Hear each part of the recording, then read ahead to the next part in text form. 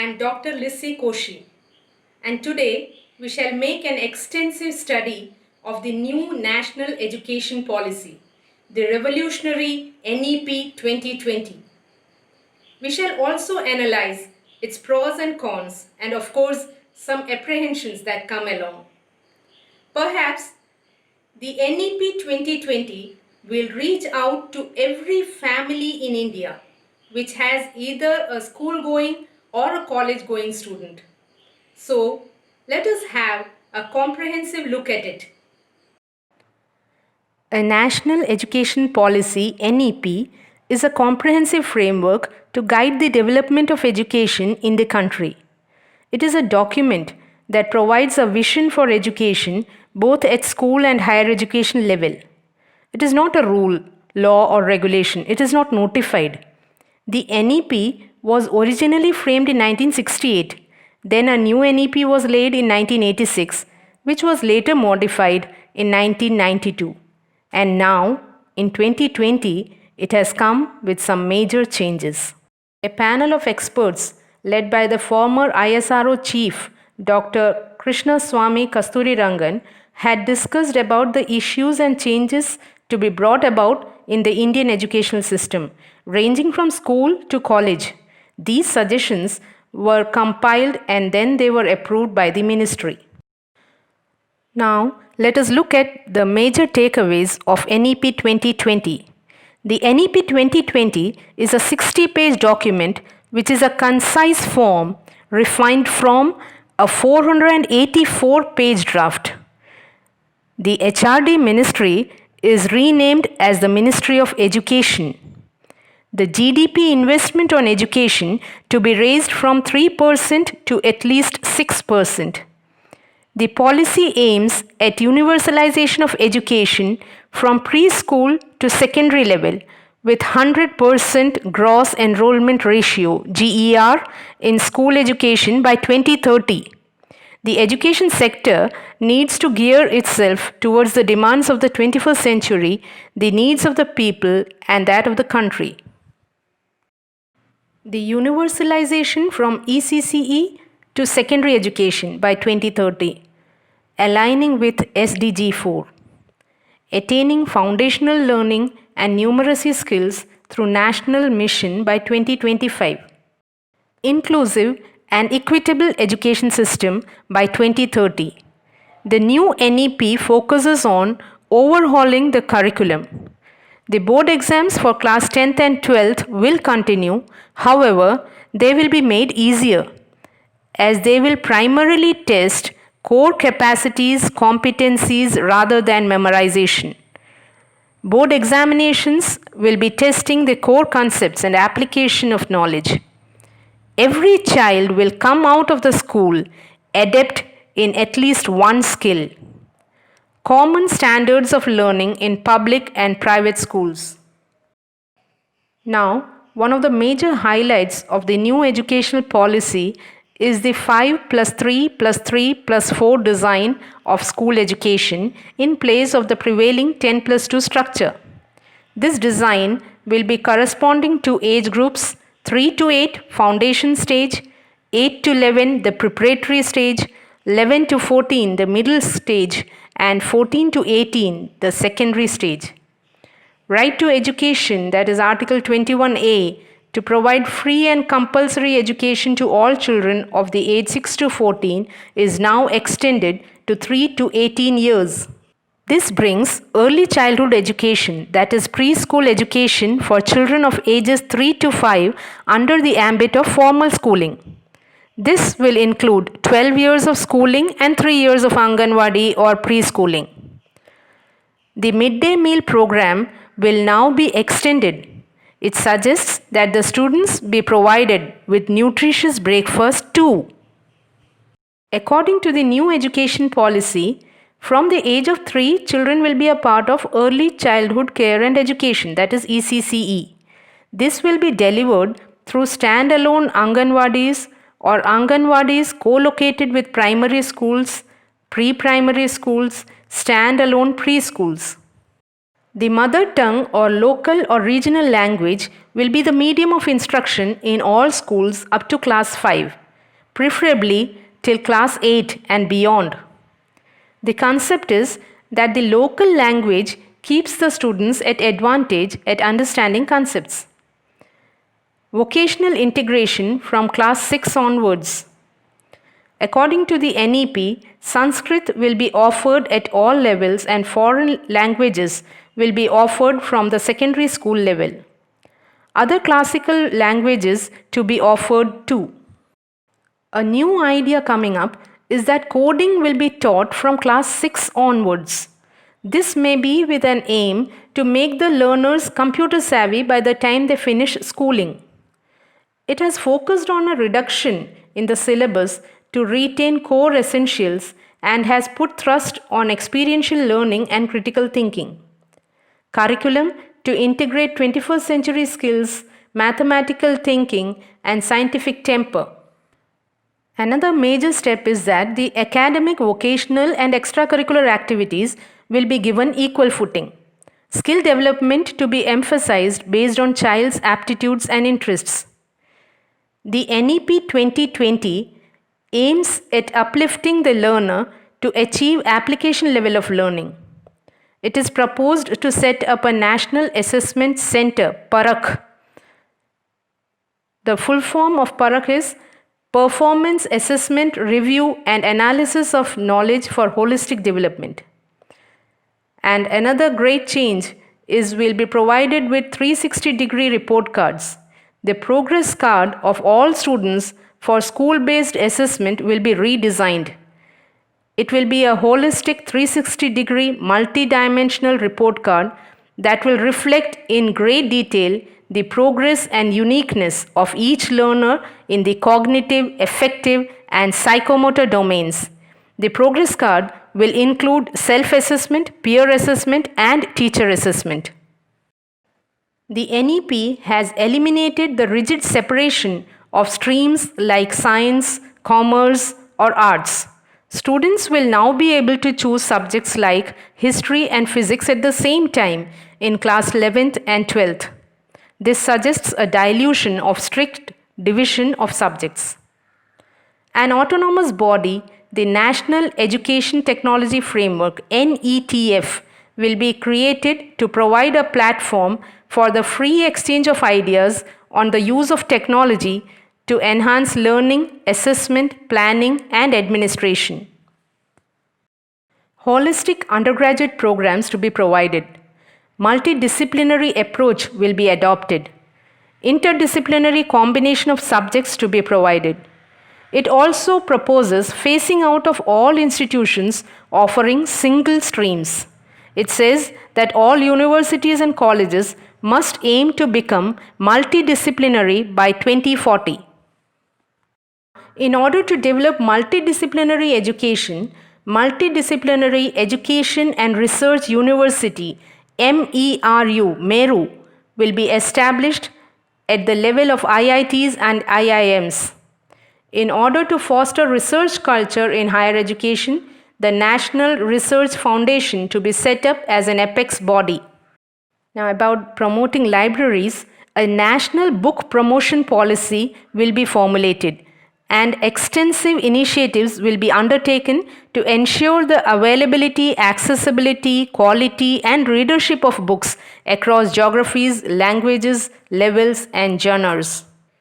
The NEP proposes to introduce a 4-year multidisciplinary UG program with multiple entry and exit options. The multiple entry and exit will be done through Academic Bank of Credits. Now, how will the 4-year multidisciplinary bachelor's program work?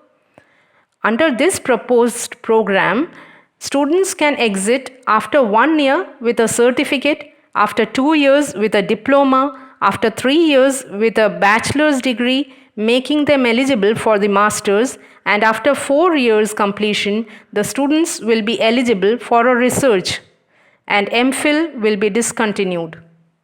Academic Bank of Credit.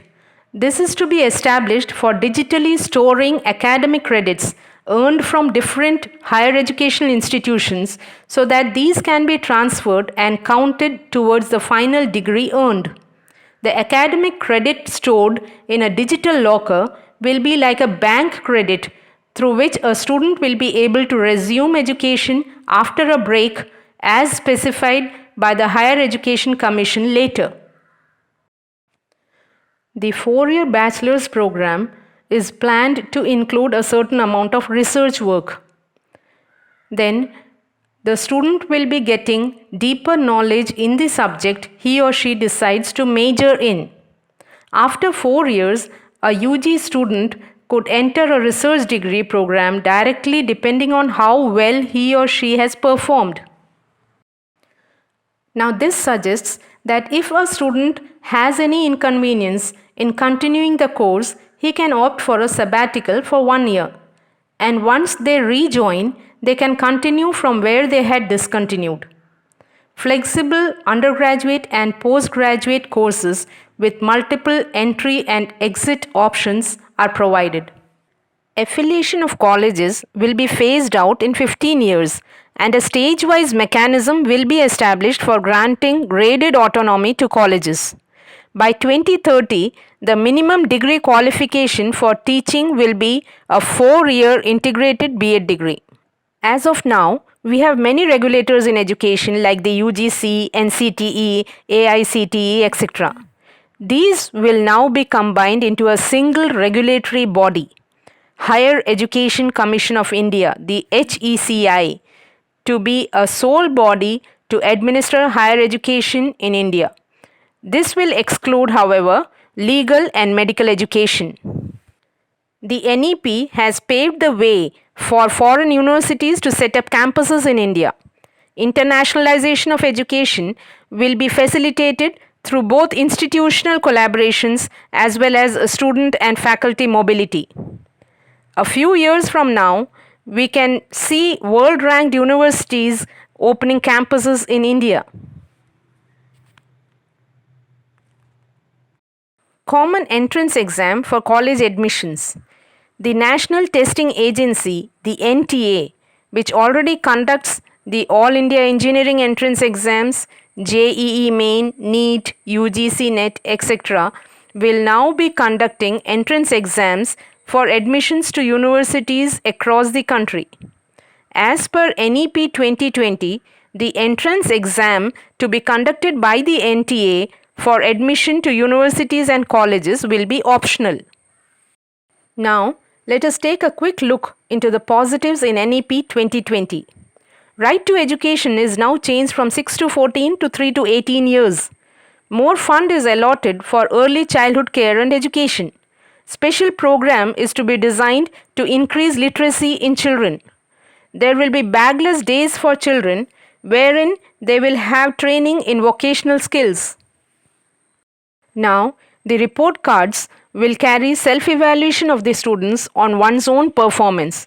It will also include peer evaluation other than the teacher evaluation. So, it will imperatively enhance the critical thinking skills of students. From a 3 to 4% of GDP to 6% of GDP being invested into education is a very welcome change. It used to be quite low as compared to the developed and developing countries. As a first step, targeting 6% is fairly good. Rote learning is discouraged and deep understanding of the concepts and the application level of achievement is focused. Now this is a very welcome change because most of the students bag very high grades in the boards. The average scores range from 85 to 99. And where do these students get with these marks? The new NEP may probably train our students to fix some real life problems. Top 100 foreign colleges to be permitted to set up their campuses in India, so our students can pursue their education while being in India. In the next 10 years, vocational education will be integrated into all schools and higher education institutions in a phased manner. This may pave way for better employability among the student community. 2025, 50% of the learners in the school as well as HEIs will get an exposure of vocational education. This demands a phenomenal change in the supply of higher education. In the present system, Too much of what we learn at schools and higher education institutions are not much relevant for one's life. Hopefully, this issue will be resolved if the NEP 2020 gets properly implemented. The proposed examination system will be more robust. However, the existing education system is too exam centric. Board exams will be given lesser emphasis and hence may become more stress free. Schools will have two examinations rather than a single final exam. Now let's have a look into the negatives of NEP 2020. Language. Up to class 5, teaching to be in home language or regional language. This will bring along many serious issues. For example, the children of the central government employees who often get transferred to other states will be struggling to catch up with the new languages at each transfer. English language should not be discouraged. It is because our students are conversant with English that our students are able to compete and succeed in the US, Europe, and other Western countries. It is discussed by some states as an anti-democratic NEP because education, being in the concurrent list, must give more space for the state governments to have their share of choices. The reforms proposed should be implemented collaboratively by the center and the states. This apparently promotes power centralization. This policy is more theoretical than practical. The implementation is a challenge. There is a dearth of teachers. How to carry out the vocational training for children is not very clear. Bagless days for children, again ambiguous. How do we catch up with skilled workers for these vocational training for children? Lack of infrastructure in schools. Coding is again another problem. The lack of devices with the learners is a challenge. While analyzing the whole of NEP 2020, there were some serious apprehensions in my mind. Let me list them out. Will the commercialization and privatization of education be curbed? Allocation for economically weaker sections is not mentioned at all. Is the earlier allocation 2 being planned to be withdrawn? No concrete provisions is seen for the economically poor students and the first generation learners. By 2030, the minimum educational qualification for teachers will be a 4-year integrated B.Ed degree. While multiple entry and exit system is initialized in the degree courses, the functioning of the 4-year integrated B.Ed courses raises high degree of apprehension.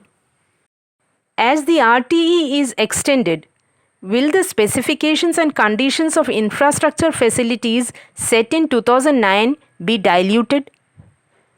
Not much concern is shown for the marginalized, the Dalits and the Adivasi folks. Will there be any objectivity and transparency in the formation and functioning of the single unified body that replaces UGC, AICTE and NCFTE and NCTE? How far will the implementation comply with the frame of NEP? To sum up, some of the biggest reforms this NEP brings in are teaching up to class 5 in mother tongue or regional language, lowering the stakes of board exams, allowing foreign universities to set up campuses in India, a single regulator for higher education institutions except for law and medical colleges, and a common entrance test for universities. The government has set a target of 2040 to implement the entire policy, and only time will prove its success. Let us wait and watch. Thanks for watching. Thank you so much.